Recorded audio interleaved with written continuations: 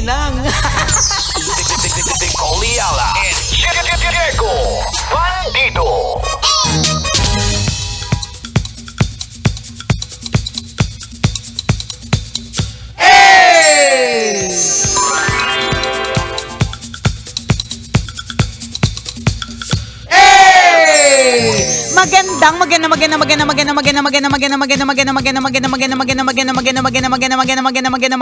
Magandang tanghali. Kumikinang na ulo, Diego Bandido.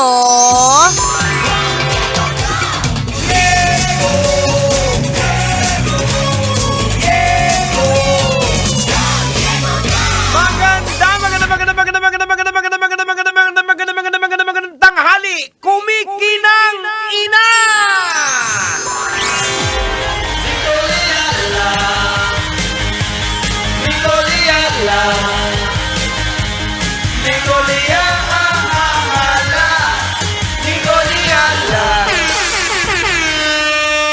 Dear Nicole Yala and Diego Bandido.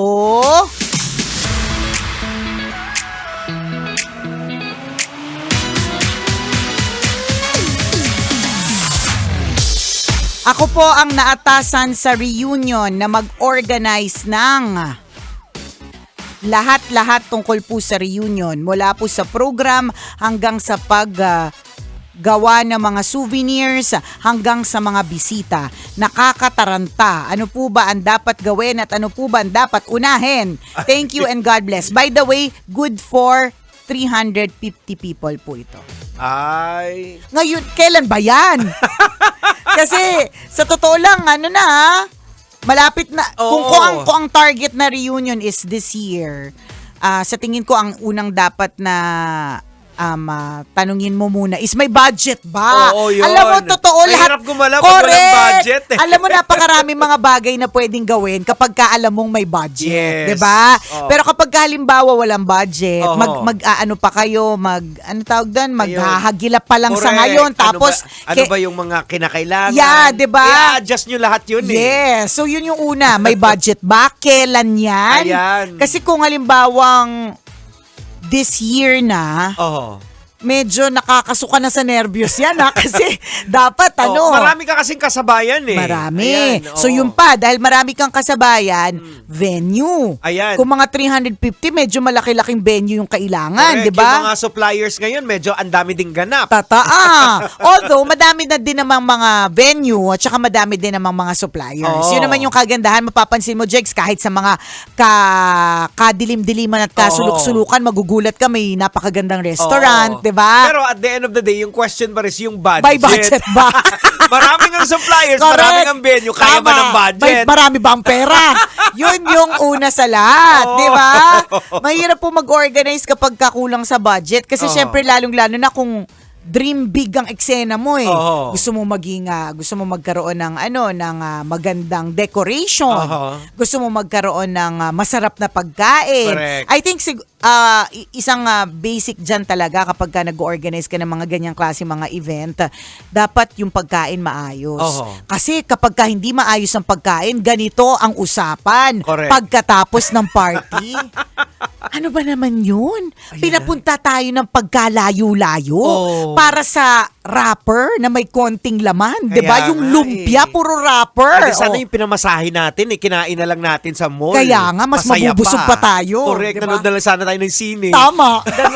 Mga usapang ganyan, nag-spaghetti pa, kulang naman sa sauce. Yan, di ba? Magte-take out sana ako, pangit naman ang lasa. Ay, wag na lang. Oo. Sa kanila na. Sa manang ugali. Alam mo naman, ang mga Pilipino, kung merong maipipintas, gagawin, di ba?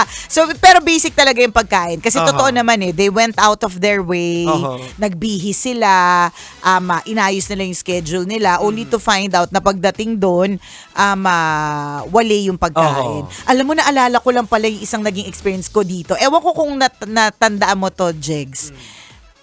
Kaya kapag tuwing nag-anniversary yung Love Radio, meron lagi akong may laging sumasakit yung tiyan ko. Kasi nung unang taon ko as a station manager. Yun ba yung Oo, okay. So, eto na naman, as a professional victim. So, nung unang taon ko as station manager ng Love, di syempre gusto ko, sa unang anniversary ng Love Radio na station manager ako, gusto ko na yung magiging lunch, kasi lagi may lunch dito sa office, kakaiba. So, ang ginawa ko noon at plinano ko, yung Aliw Hall. Lizalde Hall o Aliw Hall. Basta yung hall dito, kasi normally, pwede namang hindi mo makunin yung hall eh. So, basta kumuha lang sila ng pagkain, tas kanya-kanyang lungga na yan. Diba? Babalik na lang nila yung plato, mga ganyan, or i-collect. Pero noon, nung taon na yun, gusto ko na parang kahit pa paano special, diba? So, gusto ko may catering na maayos, ganyan. Basta maayos lahat. Siyempre bilang bida-bida, Bida-bida. diba? Kasi syempre gusto natin maganda sa bida-bida. Tsaka anniversary, so kailangan maganda. Ang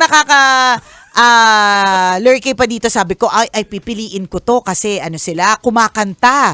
So yung mismo nagki-cater, kumakanta, sumasayaw. So, ibig sabihin, may pagkain na, may entertainment pa. Yeah, 'di ba? So, ang ganda ng vision ko At saka tiwalang-tiwala naman talaga ako doon sa kausap. At yung kausap, hindi ko naman first time kausap.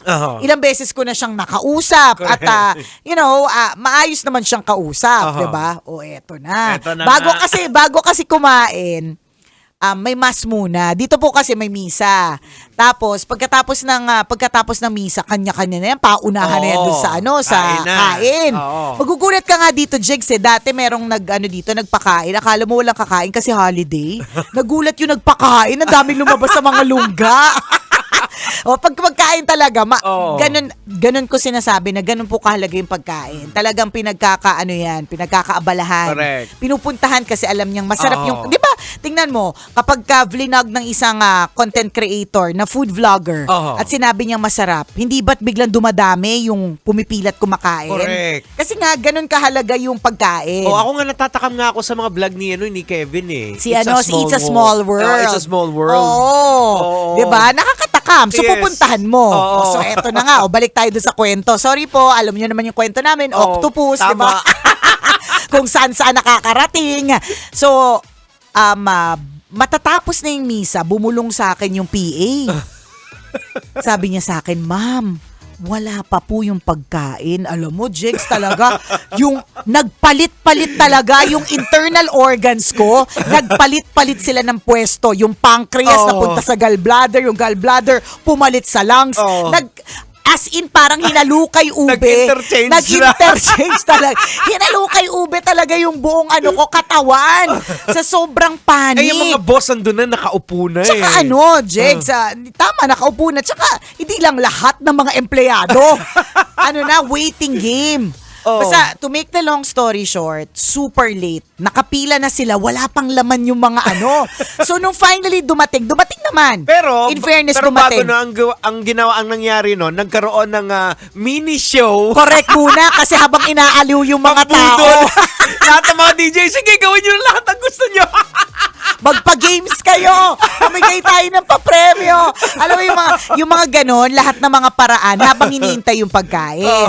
So dumating naman yung pagkain, in fair. Pero nung dumating, malamig. So kailangan pa siyang, 'di ba, yung may fire.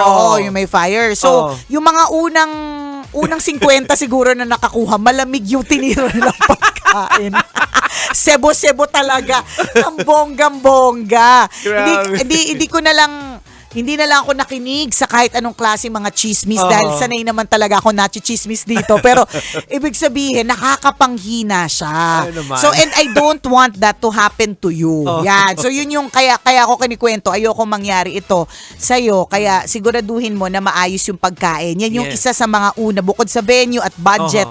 Kapag meron ka ng venue at budget, isa sa mga dapat na i-secure mo is yung maayos yung pagkain. Ang nangyari kasi sa akin dyan, Jigs, nakakalurky. Ito palang kontak ko, ang buong akala ko, yung restaurant na pinupuntahan ko doon, 'di ba? Yun din ang magki-cater. Yung pala, ano tawag doon? Sideline. Nag-subcontract. Nag-subcontract kasi hindi niya pala. Ang buong akala ko doon kukunin. So, ibig sabihin, alam ko yung pagkain, alam ko yung pala, basta rumakit. Ay, nakakaloka. Pambira. Iba yung in-order. Iba yung in-orderan. At ito pang malupit kung Oh. saan galing Antipolo. Nasaan tayo? Pasay. Pambira. Diyos ko. Tapos ang Ay, nako. nakakalurkay doon, yung hindi pa nga dumadating yung pagkain, hindi pa siya nag-a-update. Alam mo, at ang nakakaloka pa doon, mabuti kung hindi pa ako bayad. Oho. Bayad na Aragoy. ako. So yung kasamang kahihiyan na yung possibility na magkautang ka pa sa kumpanya, nandun na naghalo Oo. kay ube na talaga lahat ng organs ko, promise. Grabe yun, Nakakaloka. oh. Grabe yan. Naalala ko yun eh. Oo. Lahat na ng gawin, lahat na ng pag-games. So, Kung DJ pwede nga ka na- pamigay na yung mga DJ ng mga babae. Sige, aliwin nyo yung mga boss. Habang wala pang pagkain. Diyos ko po. Ay, nako, nakakalurkay. Kaya, alam mo, kunento ko to, hindi para i-pressure ka, pero Oo. para, siguraduhin mo na hindi mangyari sa'yo yung mga mistakes na nangyayari sa Tama. iba. Oho. Siguro ang mistake ko talaga doon, yung pagtitiwala masyado. Oho. Baka ang gap na nangyari doon is hindi ko in-ensure kung saan talaga manggagaling yung pagkain, Correct, yung mga ayan. ganun.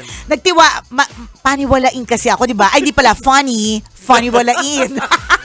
Nicole Yala is so funny walain. Nagtiwala na lang naman ako dahil nakakausap ko naman siya, di ba? So, ako masasabi ko kung may budget. Again, question talaga siya ng budget. Kung may budget, kumuha ka na ng organizer. Pwede din. Tapos follow up mo na lang sila. Kaya nga.